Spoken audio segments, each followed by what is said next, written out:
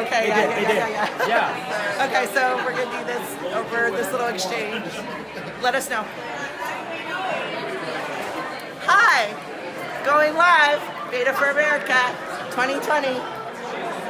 Yeah, the lighting. Okay, the lighting. Okay. Yeah, that is better. Okay. And we are here with. Marcel McClinton, candidate for Houston City Council at Large 3. Yes, and he's promoting himself. What was that website like doing? Yes, it's Marcel for Houston, and that's spelled out FOR.com. Okay.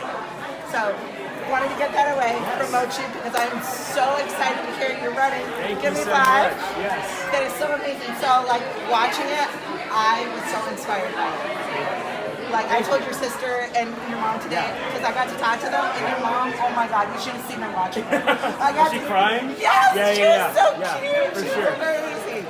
Yeah. And she was so animated about you, and she was so proud. Yeah. I mean, she was just like, all those times away, he said he was away, Right. and I didn't know what he was doing. Yeah. Now I know what he was doing, and she was just like, I'm proud of him. Yeah.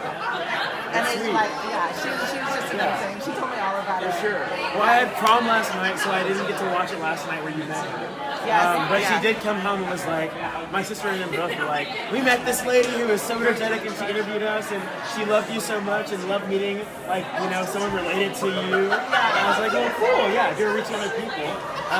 What I love about the film is how we're able to, you don't have to be a Beto fan to watch this movie. You know? No, you There's don't. so many stories within it that's gonna catch you, right? So Shannon, who is hilarious, that's comedic relief, but also like realness in the film.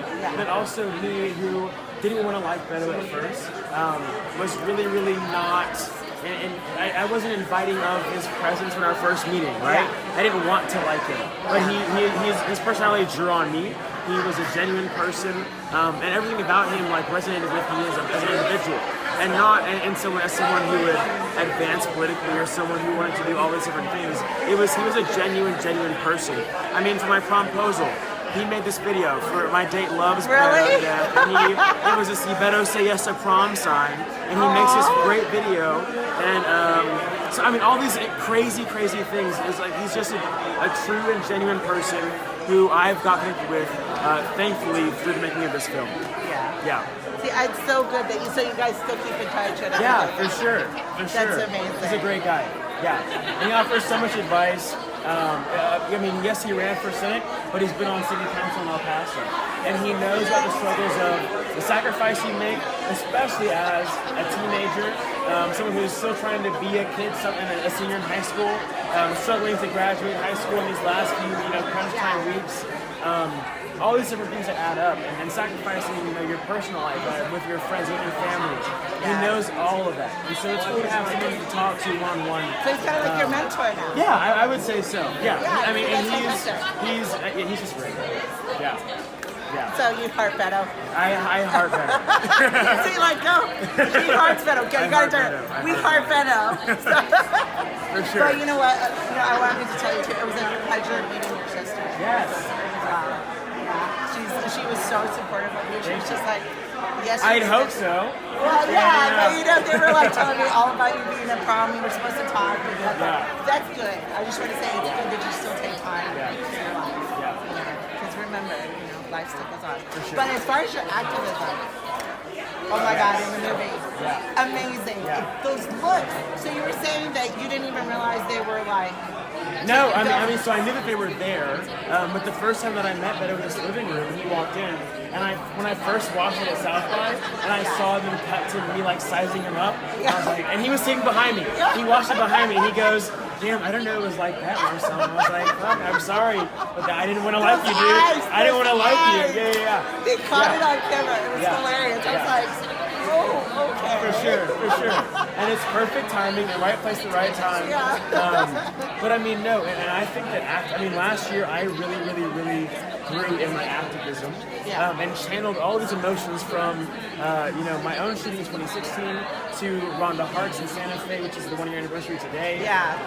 Santa Fe. Yeah, and so I mean, it was channeling all of this anger and rage and sadness and trauma, and to really putting forth, like looking at the future of Texas and where we stood on the issues, and if we were going to go the right way or the wrong way, and I mean, just for reference, Texas has pushed no further gun legislation since Santa Fe. Texas nationally, neither of our senators have pushed for stronger regulation on guns since Santa Fe. And you would really think that elected officials who are elected to represent us and stand for our safety as people and American citizens would do that, but they haven't. And so that's disappointing to me. But we'll see what the future brings, you know? Well, I have faith in you. So, Thank you. So as far as city council. Yes. Oh, excitement. It's going to be insane. It already is insane. Yeah, I can imagine people block walking for you. Right, yes. Okay, so how can we encourage people to block walk? Yeah, so it's one, going to the website. It's marcelforhouston.com, MarcelFor Houston.com. And there you can sign up to get involved. And our site's going to be revamped and reinvented. It'll go out next Friday. So it'll be easier to navigate and things like that. But first, learn about me, where I stand on the issues. If you agree with my stances and how I see the future of our city going, then of course, register to get involved and reach out to us. I will give you can email info@marcelforhouston.com to get more information from someone on my team who will share that with you. But I mean, once we get connected, you get my number. I want to contact with you and connect with you and hear about your issues as a Houstonian. So are you thinking about doing Beto's town halls and just Marcel's town halls? I mean, we're not going to copy his race, but we are going to leverage off of people who have run campaigns that have inspired young folks and also typically vote. So town halls in high schools, right? Yeah. We're not every student there votes, but they want to be involved in the goings on in their city. That's also senior citizens in their homes and their senior citizen homes. But yeah, a bunch of different things. Digital media is going to be huge, and yeah, we'll see how things go. November 5th is election day. Hey, looks like Beto already brought something. Already got something off you. Your hand movements. Are my hand movements? It's very similar. You already got that one down. I move my hands a bit. You got that one down. Okay, so, and I have to ask you, so, Beto's presidential vote, where do you stand? Are you supporting him? I mean, okay, so I am waiting